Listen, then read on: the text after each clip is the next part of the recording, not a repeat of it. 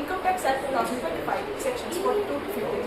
I hope this will give insightful and a fruitful learning experience for everyone. Now, I would like to request Sneha to kindly begin the session. Good evening everyone. Before we dive into today's new sections, can we just recall whatever we have studied in the earlier sections? Just to section 1. What is the section 1? No, I have only prepared the sections and the list. So you just have to say it. Section 1. Short title. Section 2. Section 3. Taxes. Section 4. Charge of income tax. Section 5. Scope of total income. Section 6. Section 7. Income duty received. Section 8. Income Shopping paid by specified persons or specified entity. Section 9. Income deemed to accrue or arise in India. Section 10. Income between spouses or by operating civil code. Section 11. Income not included in total income. Section 12. Income of political parties and electoral trusts. Section 13. X of income. Section 14. Section 15. Salary. Section 16. Income from salary. 17. Perquisites. 18. Salary. 19. Deduction from salary. 20. Income from house property. 21. Determination of annual value. 22. Deduction of income from house property. 23. Arrears of rent and unrealized rent receipts. 24. Property owned by co-owners. 25. Interpretation. 26. Income chargeable to the rent of 27. computation of income rent. 28. Rent rates and accessories. 29. Deduction related to employee welfare. 30. Deduction of certain premium. 31. Deduction for private and for private property. 32. Other deductions. 33. Deductions for depreciation. 34. General conditions for allowable deductions. 35. Amounts not deductible in certain circumstances. 36. Expenses of payment of non-deductible circumstances. 37. Certain deductions allowed financial contributions. 38. Certain sums deemed as profit and gains. 39. Computation of actual costs. 40. Special provision for computation of 41. return on value depreciation. Just imagine if a person sells land for rupees 40 lakh and the stamp duty value of of the land is 65 lakh. What do you think? What income does the income tax consider? 65 lakh? Exactly. Section 42 to section 53 is such deeming fictions where the income tax ignores the complete reality and creates its own reality. So today's session is not about memorizing sections, but it's about knowing how the act manipulates the income computation through special provisions. I'm going to deal with the section 42 to section 53 of income tax of 2025. First one. Section 42, capitalizing foreign exchange fluctuations. When an asset is imported on credit or purchased using a foreign currency loan, the exchange rate will inevitably change between the date the asset was purchased and the date you make the payment. So whatever the foreign exchange gain or loss you come across between these days, it is not treated as regular taxable income or a deductible business loss. Instead, it should be capitalized in the books of account. That is, you must either add to or deduct from the cost of the asset. Here is the formula. A equals to B minus C. Sounds easy, right? It is actually. A is the variation in liability which you are going to either add or deduct from the cost of the asset. B is the B is the payment which you make in Indian rupees, and C is the initial liability which you are going to record your asset when you acquire the asset. How does this impact the books of accounts? So if A is positive, that means exchange rate has increased and you are going to add this value to the cost of the asset. Vice versa, if A is negative, that means exchange rate has come down and you are going to deduct from the cost of the asset.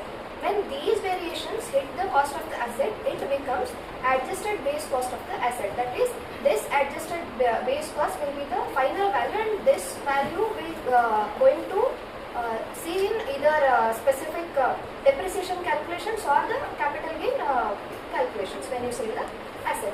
Let's take an example. Suppose your company buys machinery from US supplier on credit. Date of acquisition is Jan 1st, 2025. Cost of the machinery is 1 lakh US dollars. And now, suppose on Jan 1st, exchange rate was 80 INR. So when you are going to make the payment in the month of June, let's take you are making payment in the month of June, that is June 30th, 2025, and INR on that day was rupees 85. So now we are going to put this formula A equals to B minus C. B is nothing but the payment, the actual payment which you are going to make in INR, that is 85 INR into 1 lakh US dollars, that is 85 lakh. And C is the initial liability at which the cost of the asset was bought, that is 80 lakh. So 85 lakh minus 80 lakh, 5 lakh is the positive figure. Since 5 lakh is the positive figure, you are going to add this value to the actual cost of the asset, that is 80 lakh was the actual cost, 5 lakh is the positive, you are going to add back. That is 85 lakh will be your adjusted base cost of the asset. Okay. Next, since everything in this universe has exceptions, so do section 42 also. So section 42 also has exceptions. Let's take the same example. Again, the date of acquisition is Jan 1st and cost of machinery is 1 lakh, and again the exchange rate is 80. Now your company will be panicked. What if the rupee will fall in the coming days? What if the exchange rate will increase? So to avoid this, your company has entered into a forward contract. Forward contract to lock 82 as the payment exchange rate. So whenever you are going to pay, you are going to pay at 82. So you will lock this 82 as the payment figure. Okay. So now let's assume the same date you are making the payment, that is June 30th. June 30th exchange rate was 85.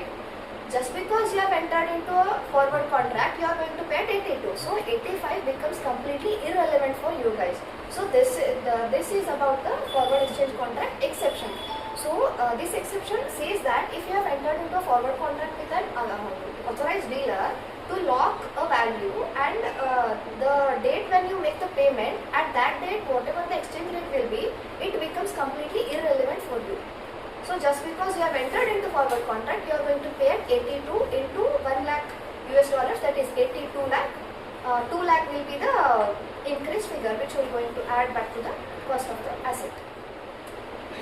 Next, this was about section 42. Next, section 43, taxation of foreign exchange fluctuations. The opening clause, the very first line of the asset itself says, subject to the provisions of section 42. It itself sets the boundary, that is, first check if the transaction is buying an asset, if it relates to acquisition of an asset. If it does, then go and follow section 42. If it does not, for every other foreign exchange transaction which you come across other than buying an asset, 43 is the quote. So section 43 says that when exchange rate fluctuates and create a gain or loss, the amount is treated as either regular taxable income or a deductible business loss. Here is also a thing, whatever the foreign exchange gain or loss you compute, it should be as per ICDS rules. Now what is ICDS?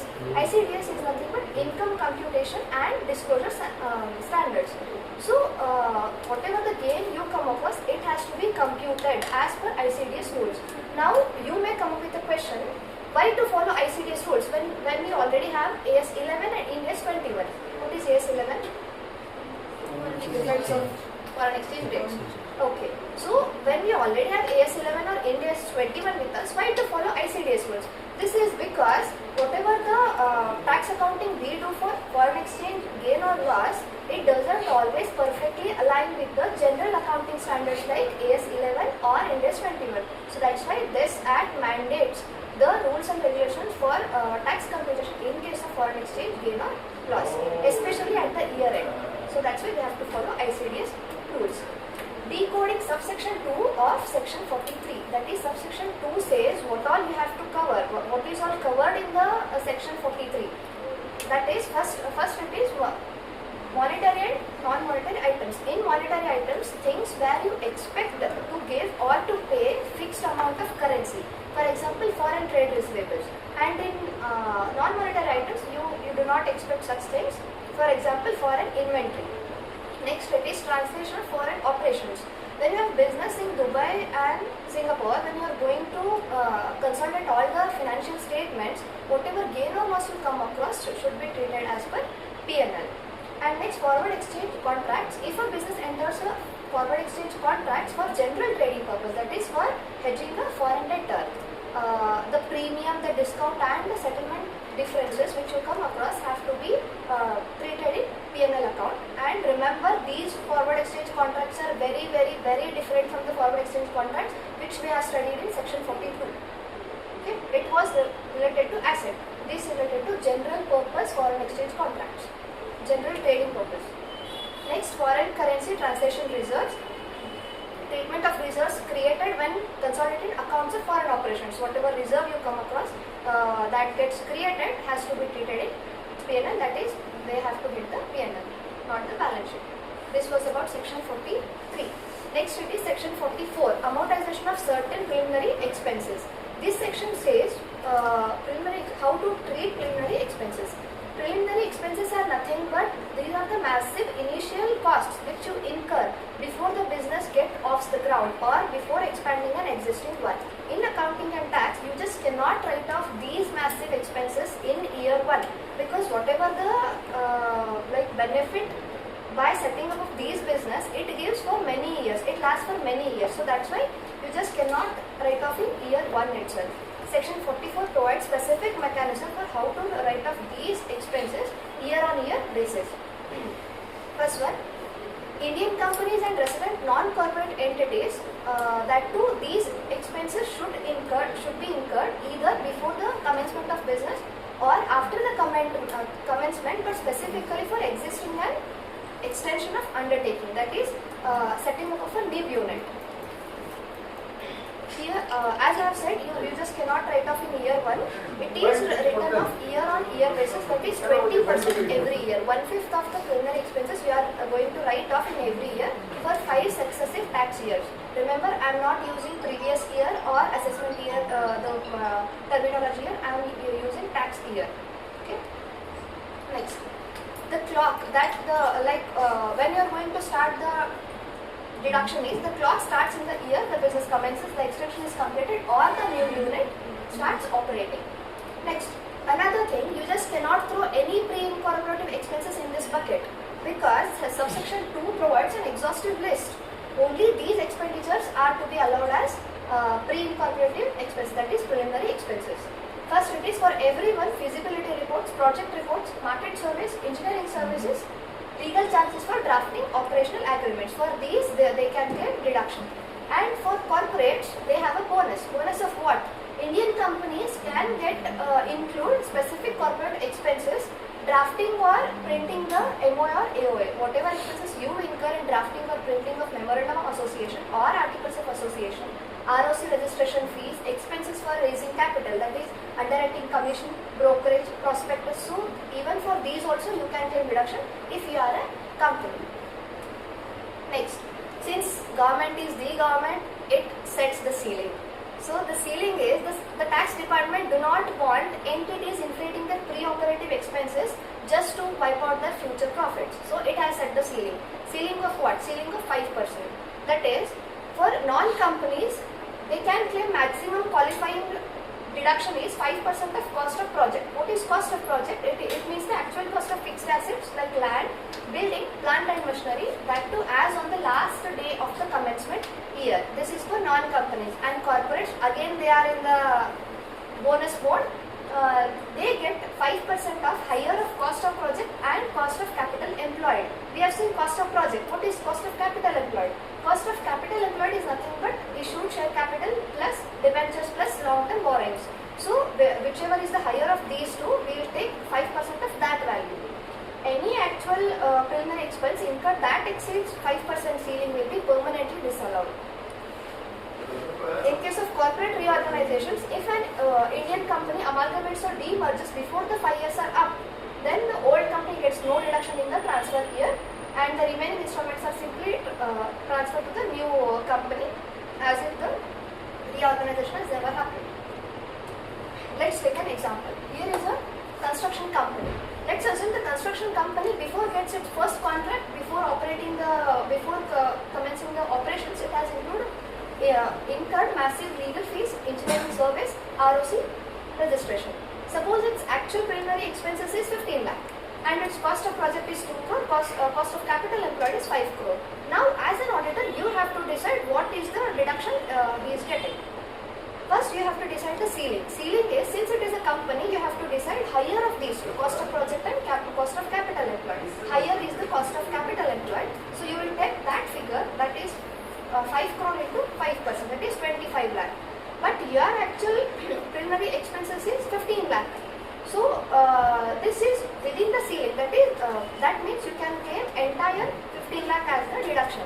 But that too not in year 1. You have to claim it for 5 successive tax years.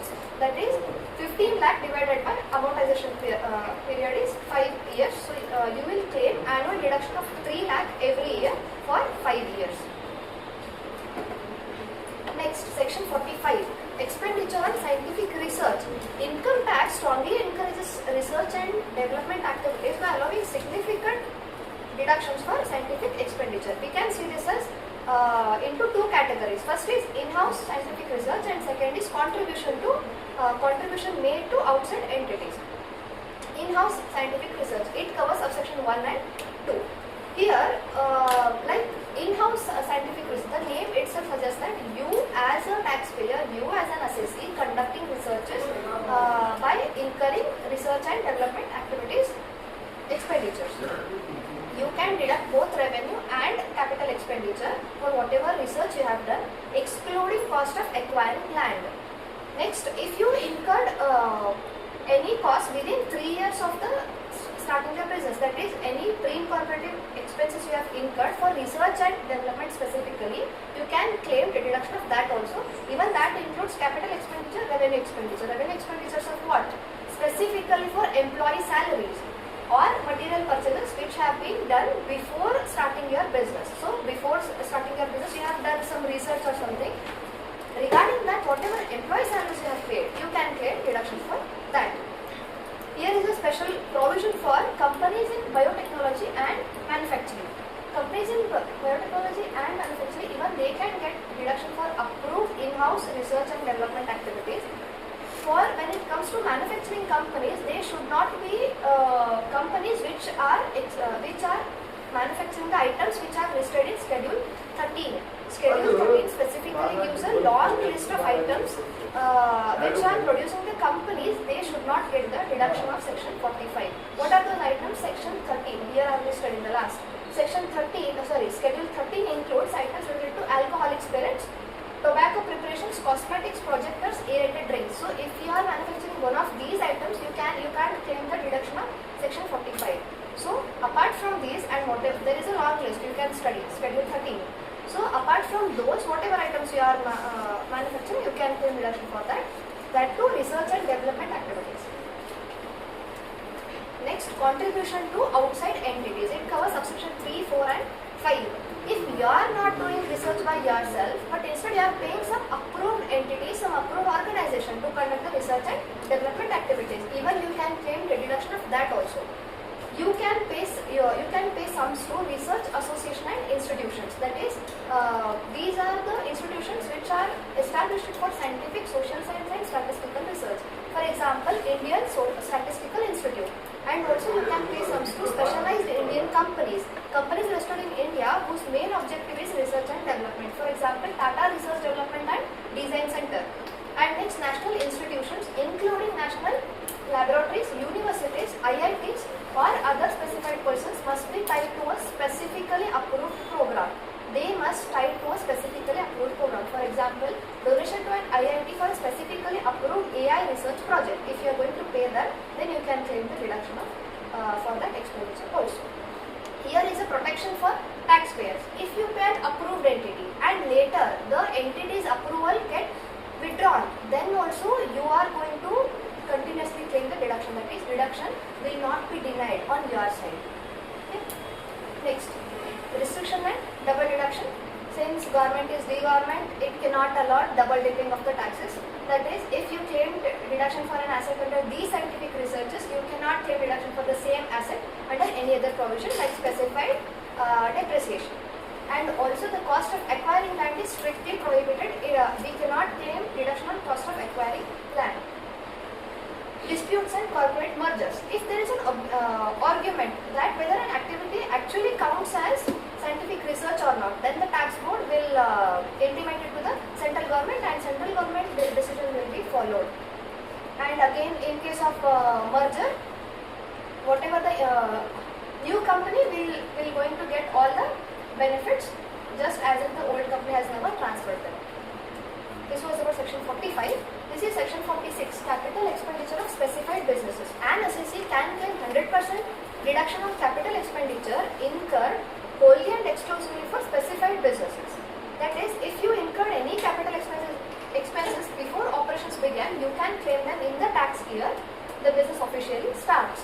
And that too, if you claim this reduction, you cannot claim reduction under any other provisions related to this.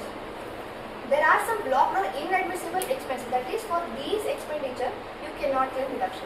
That is, acquiring of land, acquisition of goodwill, acquisition of financial instruments, and any capital payment exceeding 10,000 made to a single person in a single day via cash is completely disallowed. You cannot claim reduction for these expenditures. There are some mandatory setup conditions. That is, to prevent tax evasion, the business must genuinely be new. That is, it means it cannot be formed by splitting up or reconstructing an existing business. It cannot be formed by transferring previously used plant and machinery. Old machinery can be used if its value cannot exceed 20% of the total plant and machinery, and also machinery imported from outside India is considered new if it was never used in India before and no Indian depreciation has been charged on it. Then only you can use new machinery. 8-year lock-in period. Any asset claiming this 100% reduction must be exclusively used for specified business for 8 continuous years. What if it is used for non-specified business in these 8 years? Then government will be like, mera paisa wapas. So the deduction has to be reversed 100%. That too, the tax department will take 100% or 100% deduction, subtract the normal depreciation that would have been allowed. Itna to hai. So whatever the depreciation you get as a deduction, that will be allowed. Remaining you have to return it. The tax the difference as regular PGBP income. Next, section 46, that is specified business losses, has to be like set off against another section 46 business profits only. You cannot set off against any other regular business income. I have said specified business. What are these specified businesses? Specified businesses are nothing but, I have listed some out of here. There is a long list. Refer to the subsection 6 for exclusive list of these businesses and their year of commencement. These are the categories. For example, healthcare. In healthcare, hospitals with at least 100 beds. And next, hospitality, new hotels of 2-star category and above. These are the categories in which you are going to claim as specified businesses. There is a long list. You can refer to subsection 6 of section 46. Next, section 47. Expenditure on agricultural extension project and skill development project.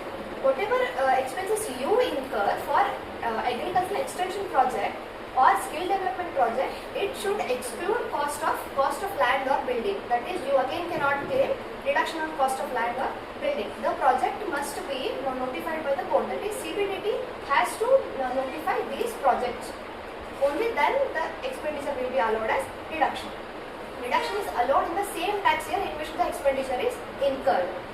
If the deduction is claimed under this section, the same expenditure cannot be claimed again under any other provisions. For example, if a company organizes a free welding training centers for unemployed youth or conducts modern farming workshops for farmers, then this expenditure is approved project, so that's why you can claim reduction in under section 47 for this expenditure.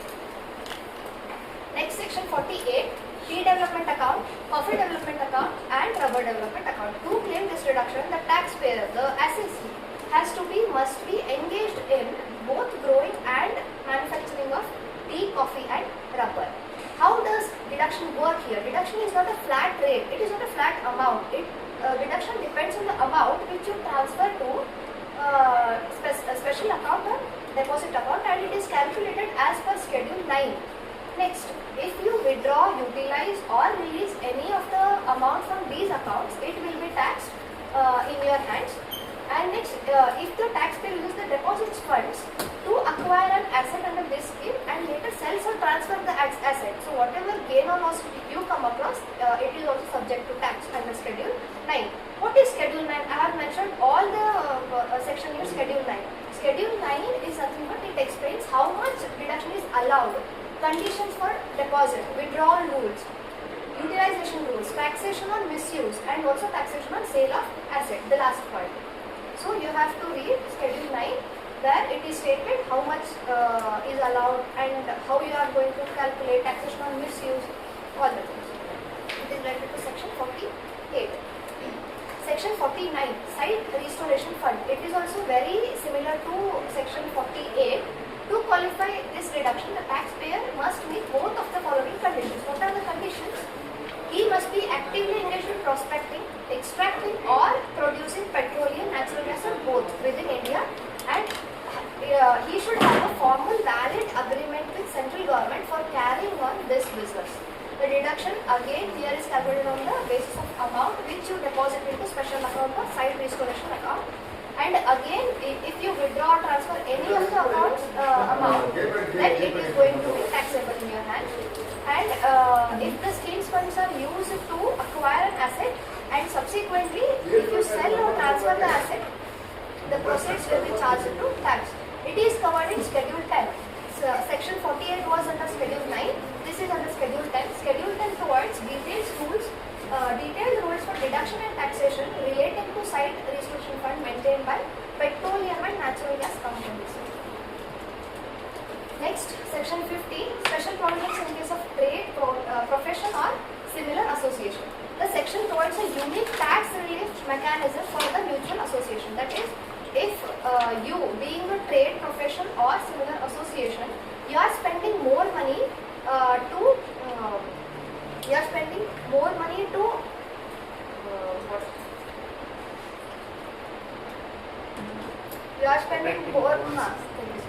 So you are spending more money to protect the interests of the members than you collect from them. That is, you are spending more than you collect, then you can claim deduction of this deficit, whatever is there. So to claim this deduction, you have to be trade, professional or a similar association. And another important thing is, it cannot be an entity covered under specific exemption of Schedule 3, serial number 24. That is, you cannot be an entity which is covered under Schedule 3, serial number 24. What is Schedule 3 and serial number 24? It is nothing but Schedule 3, serial number 24 provides exemption for certain professional bodies or institutions, including ICAI, Institute of Chartered Accountants of India, Bar Council of India and Council of Architecture. So if you are one of these bodies or institutions, you cannot claim this reduction. You have to be other than these. After that, no profit sharing. It cannot distribute any parts of its income to its members.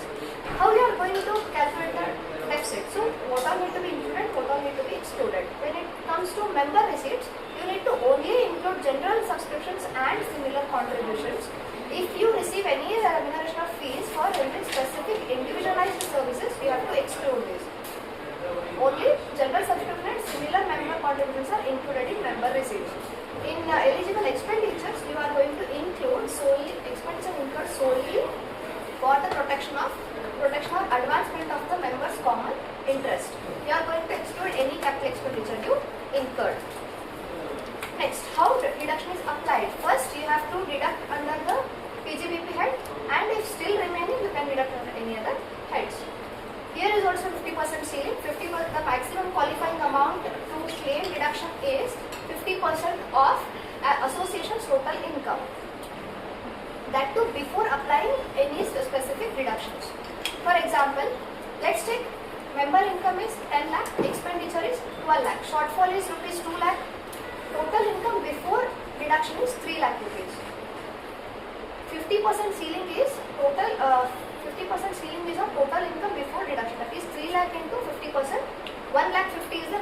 qualifying amount. Even though your shortfall is 2 lakh, even though you are spending 2 lakh more, just because the limit is there, ceiling is there, you can claim deduction of only 1,50,000.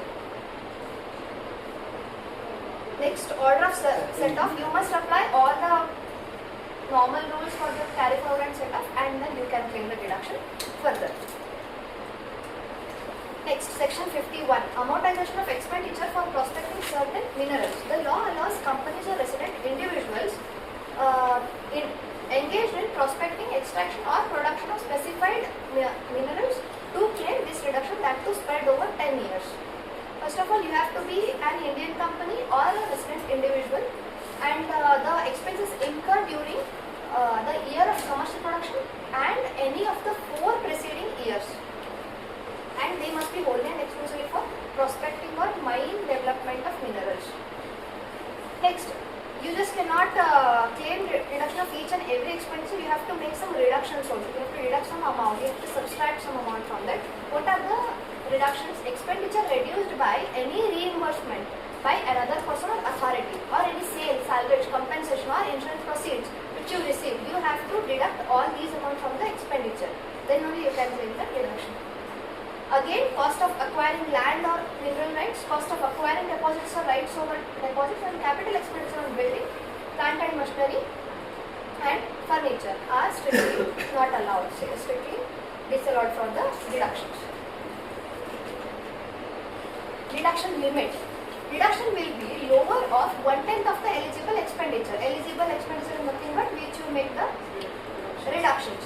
So, lower of 1/10 of the eligible expenditure, or income from commercial exploitation of the mine. Income from commercial exploitation of the mine is nothing but actual mining income. So you will take either 1/10 or actual mining income, whichever is the lower is your reduction. And that too, if you are left with any unused portion, you can claim it in transfer. That is, we have seen this rule in each and every section.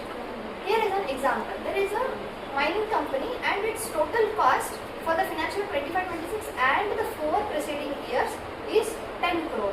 You can claim the deduction lower of 1/10 of the eligible expenditure. 1/10 of eligible expenditure means 10 crore into 1/10. That is 1 crore every year you can claim the deduction. But here is the reality check. Annual installment is 1 crore. Suppose actual mining income is only 50 lakh. Your annual deduction value is 1 crore, whatever you have calculated. But your actual income is only 50 lakh. How you are going to claim? You are going to claim lower of these two, that is deduction limit. So, since the lower is 50 lakh, you can claim only 50 lakh for financial year 25-26. Whatever remaining 50 lakh, you will claim in the next year. For 26-27, you can claim 1 crore of that year, also 50 lakh of this year. 1.5 crore you are going to claim in 26-27. Next, section 52, amortization of expenditure for telecommunications, amalgamation, demerger, scheme of voluntary retirement. Here there is a list of expenditure, initial year and a period of deduction. For expenditure you have incurred in case of amalgamation or demerger, year of amalgamation or demerger is the initial tax year. That too you can claim deduction for 5 years. In case of voluntary retirement payments, you can again claim for 5 years. In case of spectrum fee, what is spectrum fee? Spectrum fee is nothing but the fee which you pay to the government for using radio frequency airways. It's nothing but you are going to pay some amount to government just to use the invisible air. So whatever spectrum fee, whatever capital expenditure for right to use the spectrum you pay to government, you can claim deduction, and it is spread over the life of spectrum. It is same in the case of license fees also. And deduction is spread evenly across the specified years. Here, transfer of license or spectrum. What if you transfer the license or spectrum in coming years? If transferred for less than unallowed expenditure. Unallowed expenditure is nothing but the expenditure which the deduction is not yet claimed. I will discuss in the example. If transferred for less than unallowed expenditure, then balance minus proceeds allowed as a deduction. If it is more than unallowed expenditure, excess is taxed as business income. And if transferred in amalgamation or demerger, deduction continues with the successor company. That is the new company which are formed, the deduction will be That completes. In case of partial transfer, remaining expenditure minus proceeds divided by remaining years, and also no depreciation is allowed on such spectrum or license expenditure. Since you are claiming here the depreciation, you cannot claim in any other provision. And also, if you have calculated the deduction wrongly, then AO can, the assessing officer, can recompute the income and rectify it. It is again the same with business reorganization. Predecessor company cannot claim in the year of reorganization. The new company can continue to claim the deduction. There are some definitions which you can refer the act, the provision, actually paid equal installments and specified business reorganization. Here is an example. Suppose a telecom company pays rupees 100 crore as spectrum fee in financial year 26-27 and the spectrum is valid for 20 years. So business starts in the financial year 26-27. How much reduction can they claim each year and what happens if they transfer the spectrum after 5 years for rupees 60 crore? Since the spectrum fee is 100 crore and it is valid for 20 years, 100 crore divided by 20, 5 crore each year you can claim reduction. And after 5 years you can claim total reduction of 25 crore. In 100 crore you are claiming only 25 crore. 75 is yet unclaimed, that is unallowed expenditure. After 5 years you are transferring this spectrum for rupees 60 crore.